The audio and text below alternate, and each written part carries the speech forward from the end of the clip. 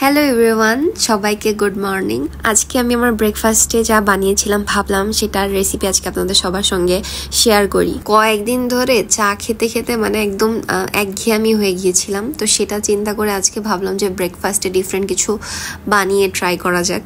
তো আমি কয়েকদিন আগে একটা ভিডিওতে ক্রসেন্টস বানানো দেখতেছিলাম, তো সেটা ভাবলাম আমি আমার স্টাইলে বানিয়ে দেখি কেমন হয় আসলে।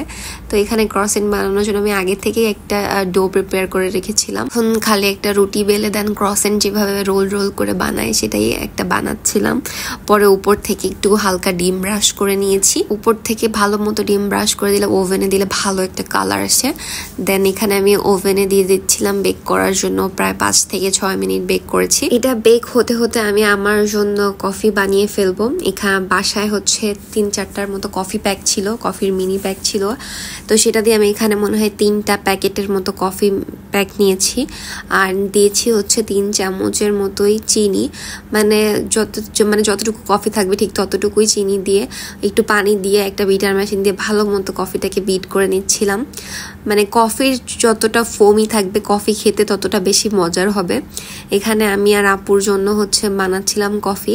আমারটায় ভরে ভরে কফি দিচ্ছিলাম আর ওরটায় 2-3টা দিয়েছি, কারণ ওরও অনেক ঠান্ডা লাগছে।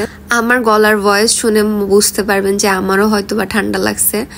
আমি কথা বলতেছি, আমার মনে হচ্ছে কথা নাকে বেঁধে যাচ্ছে এমন এক অবস্থা, কিন্তু তারপরেও আমার কোনো মতেই ঠান্ডা খাওয়া কমে না। আর এইদিকে হচ্ছে ক্রসেন্ট গুলা তৈরি হয়ে গেছে, মানে খুব ছোট ছোট কিউট হয়েছিল, দেখতে ভালো লাগতেছিল, বাট ক্রসেন্ট হয় নাই আমারটা, কারণ ইস্টে মনে হয় কোনো একটা প্রবলেম ছিল, যার কারণে আমার ক্রসেন্টস গুলা বেশি ফ্লাপি হয় নাই। যাই হোক, ব্যাপার না, এমনি খেতে মজা হয়েছিল। আর আজকে সকালের ব্রেকফাস্টটা একটু ডিফারেন্ট ছিল, যার কারণে আমি বেশ এনজয় করেছি।